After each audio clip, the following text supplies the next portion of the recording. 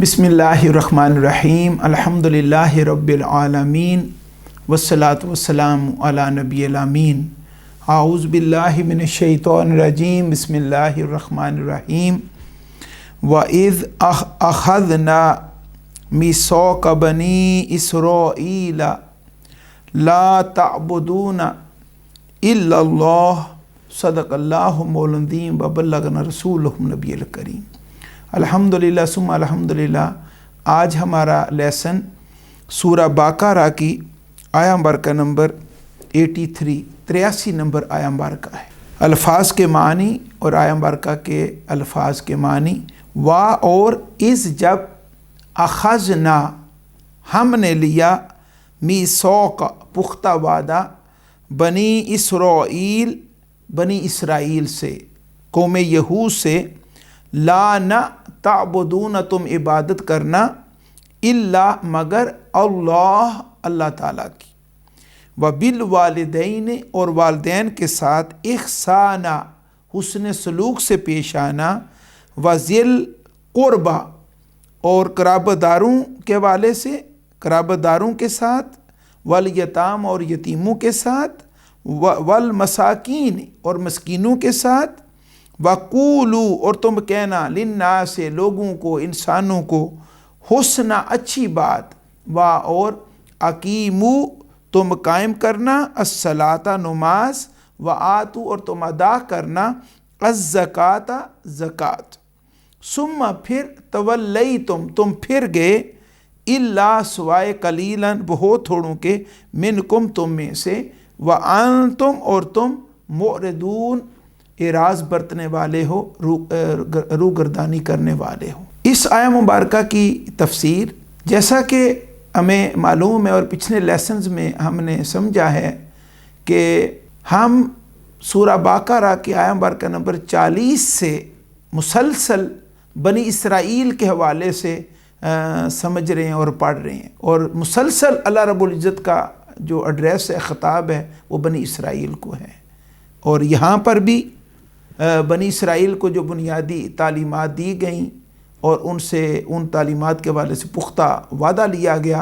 अल्लाह रब्बुल इज़्ज़त ने अहले मदीना पाक के जो यहूदी थे उनके सामने ये सारे मामलात रखे कि ये अल्लाह रब्बुल इज़्ज़त के साथ तुम्हारा अहद व पैमान था और तुम्हारे आबा का, और ये जब उनको तालीमात कही गई तो उस पर भी उन्होंने अमल नहीं किया।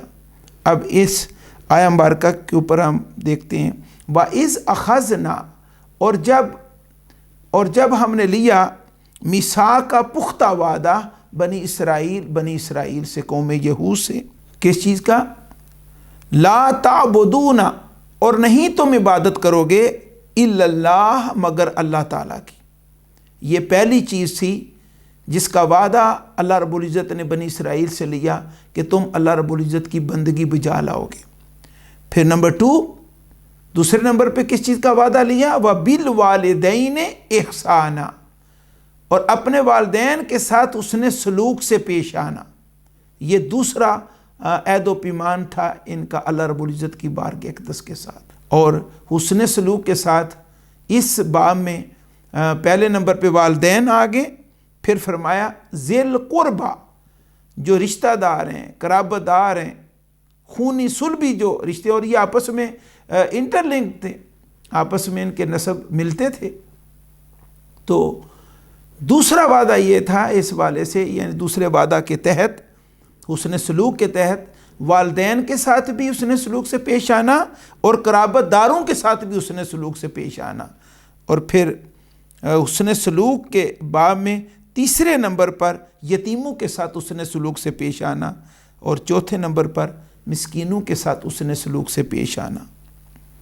और जो अहद व पैमान डायरेक्ट लिए गए उनमें सबसे पहले अल्लाह ताला की इबादत करनी है, दूसरा हुस्न सलूक से पेश आना, और फिर तीसरे नंबर पे जिस चीज़ का वादा लिया गया वक़ूलू लिन्नासि हुस्ना और लोगों के साथ हुस्न सलूक से पेश आना। आमतु नास के साथ भी हुस्न सलूक उनसे भी वक़ूलू और तुम कहना लिन्नास इंसानों को हुस्ना अच्छी बात अच्छे खुल्क से पेश आना।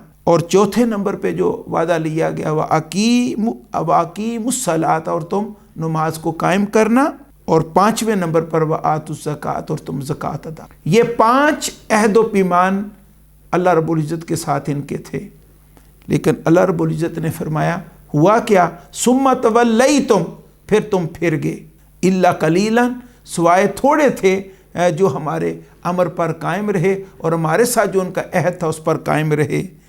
وَأَنْتُمْ مُورِدُونَ، اور ایک ان کی قوم یہود کی خصلت کو اللہ رب العزت نے بیان فرمایا، عادت کو بیان کیا، فرمایا کہ روح گردانی کرنا یہ تمہاری فطرت ہے، طینت ہے، تمہاری عادت ہے۔ وَأَنْتُمْ مُورِدُونَ، اور تم تو روح گردانی کرنے والے ہی ہو۔ اب یہ مدینہ پاک کے یہودیوں کے سامنے اللہ رب العزت نے یہ سارا جو ان کے ساتھ عہد و پیمان تھا ان کے سامنے رکھا، اور یہ آبا اور پلس یہ سب ان کے ساتھ۔ اب ان میں اللہ رب العزت نے فرمایا کہ بہت تھوڑے ہیں جو ان تعلیمات پر عمل کرنے والے تھے، جنہوں نے عمل کیا۔ بقیہ روح گردانی ان کی عادت ہے کہ جب بھی حکم کوئی آیا عہد و پیمان ہوا، لیکن ساتھ ہی یہ پھر گئے۔ جو ہی اللہ تعالیٰ کا حکم آیا، جو تعلیم آئی، ان کو پکڑا گیا، گرفت کی گئی، انہوں نے عہد و پیمان کیا۔ جیسے ان کو تورات عطا کی گئی اور انہوں نے کہا کہ ہم تو عمل نہیں کریں گے۔ طور کو اٹھا کر اللہ رب العزت نے جبرائیل امی علیہ السلام کو حکم فرمایا، وہ لے کے ان کے سروں کے اوپر آ گئے۔ دیکھا موت سر پہ ہے، عرض کی کہ اے اللہ کے کلیم موسیٰ علیہ السلام، اللہ رب العزت سے عرض کرو کہ ہم بل کو ماننے کے لیے تیار ہیں، تورات کے احکامات کو عمل کریں گے، لیکن طور کو اتار دیا جائے نیچے، ہمیں بچا لیا جائے۔ تو اس پر ان کی بات مان لی گئی۔ جب طور نیچے آیا، پہاڑ نیچے آیا، یہ پھر اکڑ کے کہ نہیں عمل کرتے۔ تو یعنی مسلسل جو بھی حکم ان کو دیا جاتا، وہ وقتی طور پہ جب پکڑ ہوتی، گرفت ہوتی، جان چھڑانے کے لیے عہد و پیمان کرتے، بعد میں اسے پھر جاتے۔ اب اس حوالے سے اگر ہم اپنے اوپر غور کریں، یہی تعلیمات جو بنی اسرائیل کو کہی گئیں اور ان سے عہد و پیمان ہوا، وہی تعلیمات حضور علیہ السلام کی امت کو بھی عطا کی گئی۔ اور اس آئینے میں اگر ہم اپنے آپ کو دیکھیں تو سب سے پہلے جو بات ہے، فرمایا کہ اللہ تعالیٰ کے سوا کسی کی عبادت نہ کرنا۔ ٹھیک ہے، ہم کسی اور کی عبادت تو نہیں کرتے امت مسلمہ، لیکن اللہ رب العزت کی بندگی سے بھی تو ہم بھاگ گئے۔ تو بنی اسرائیل نے بھی یہی خرابی کی تھی، تو اللہ تعالیٰ کی بندگی نہ بجا لا کر بھی ہم تو بنی اسرائیل سے فیض لے لیا اس حوالے سے۔ پھر دوسرے نمبر پہ وَبِالْوَالِدَيْنِ إِحْسَانًا، والدین کے ساتھ حسن سلوک سے پیش آنا، قرابت داروں کے ساتھ حسن سلوک سے پیش آنا، یتیموں کے ساتھ حسن سلوک سے پیش آنا، اور مسکینوں کے ساتھ حسن سلوک سے پیش آنا۔ اس معاملے میں اگر ہم غور کریں تو ہم کہاں کھڑے ہیں؟ صرف والدین کی جہت کوئی لے لیں تو والدین کے ساتھ حسن سلوک سے پیش آنے والے ہم میں سے کتنے ہیں؟ قوم یہود کی خرابی تو تھی، لیکن قرآن مجید یہ کلام ہماری طرف اتارا گیا اور اس قوم کے معاملات کو سامنے رکھا گیا کہ یہ ان کے معاملات، اس آئینے میں اپنے آپ کو بھی دیکھو کہ کہیں بنی اسرائیل کی روش پر تو نہیں تم چڑھ گئے، ان کے راستے پر تو نہیں تم نکل کھڑے ہوئے۔ آج ہمارا والدین کے والے سے کیا معاملہ، جو ہمارے لیے جنت بھی ہیں اور دوزخ بھی ہیں۔ اگر ہم اپنے والدین کو راضی رکھیں گے، حسن سلوک سے پیش آئیں گے، اور یہی ہمارے لیے جنت، اس پر اللہ رب العزت کا جنت کا وعدہ، اور اگر نافرمان ہوں گے تو الٹیمیٹ پھر انجام دوزخ ہوگا۔ پھر اسی طرح قرابت داروں کے معاملے میں، خونی صلبی رشتہ داروں کے والے سے ہمارا برتاؤ کیا ہے؟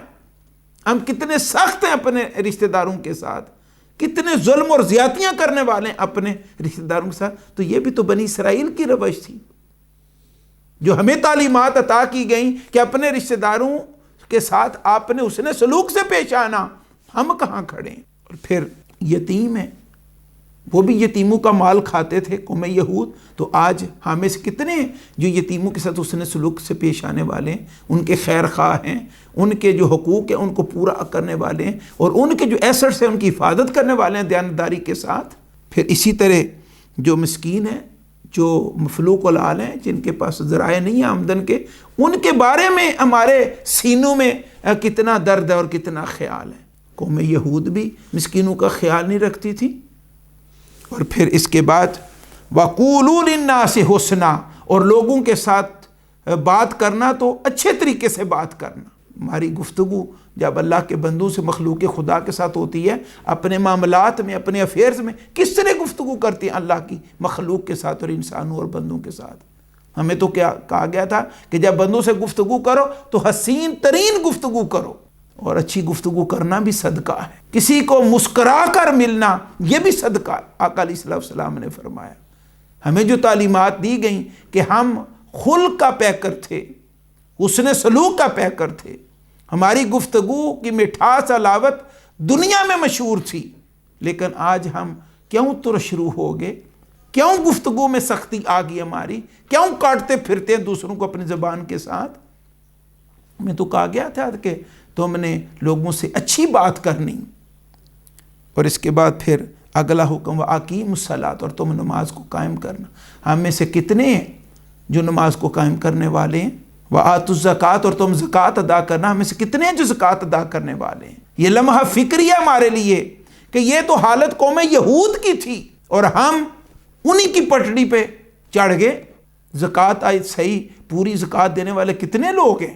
ہمیں بیدار ہونا ہوگا، جاگنا ہوگا، اور اللہ کے قرآن سے یہ نور اور یہ بیداری اور یہ شعور لینا ہوگا تاکہ بنی اسرائیل کی حالت سے ہم نکلیں، نافرمانی کے دائرے سے نکلیں، تاکہ اللہ رب العزت ہمارے اوپر راضی ہو، دنیا میں ہماری عزت ہو، اور جب اللہ رب العزت راضی ہوگا ہمارے اوپر، آقا علیہ الصلوۃ والسلام راضی ہوں گے، تو الٹیمیٹ دنیا بھی ہمارے اوپر راضی ہوگی، اور وہ تبھی ممکن ہے جو تعلیمات ہمیں دی گئی ہم ان کو پورا یعنی اپنی زندگی میں جاری و ساری کرنے والے ہوں۔ اور فرمایا کہ ثم تولیتم الا قلیلا منکم، فرمایا کہ پھر تم پھر گئے اے قوم یہود، اور جو حق پر اور وعدے پر قائم رہے وہ تھوڑے تھے۔ اگر ہم بھی اپنے آپ کو دیکھیں ان چیزوں کی روشنی میں تو ہم بھی تو تھوڑے ہی ہیں، کثیر تعداد جو ہے وہ اس عہد و پیمان سے پھری ہوئی، اسی لیے آج پوری دنیا میں ہم ذلیل و خوار ہو رہے ہیں۔ وَأَنْتُمُ الْأَعْلَوْنَ إِن كُنتُم مُؤْمِنِينَ، فرمایا کہ اگر تم ہی سر بلند ہوگے اگر تم مومن ہوئے تو، لیکن آج ہم مومن ہونے کا دعویٰ تو ہے لیکن پوری دنیا میں ذلیل کیوں ہو رہے ہیں؟ اللہ رب العزت کا تو وعدہ حق ہے اور ہمارا دعویٰ بھی ایمان کا ہے، تو اللہ رب العزت کا وعدہ جب حق ہے اور اپنے وعدے خلاف ورزی نہیں فرماتا تو ہم سر بلند ہیں پوری دنیا میں، فائق ہیں ہم دنیا میں نہیں۔ اس کی بنیادی وجہ یہ ہے ایمان کا دعویٰ قولن تو ہے لیکن عمل کے اندر جان نہیں ہے۔ اور بنی اسرائیل کی اگلی جو فطرت بتائی گئی، فرمایا وَأَنْتُمْ مُورِدُونَ، اور تم تو روگردانی کرنے والے ہو۔ کہیں ہم بھی تو روگردانی کرنے والے نہیں ہیں، کیونکہ یہ آئینہ تو ہمارے سامنے ہے کہ قوم یہود کو دیکھو اور اپنے آپ کو دیکھو، تم کہاں کھڑے ہو۔ اللہ رب العزت ہمیں ایسا بننے کی توفیق عطا فرمائے جس پہ ہمارا مالک راضی ہو، ہمارے آقا راضی ہوں، اور ہماری دنیا بھی سنور جائے اور ہماری قبر اور آخرت بھی سنور جائے، اور وہ تبھی ممکن ہے جب ہم ان تعلیمات پر پورے طریقے سے پورا اتریں گے۔ اللہ رب العزت ہمیں حق بات سمجھ اس پر عمل کرنے کی توفیق عطا فرمائے۔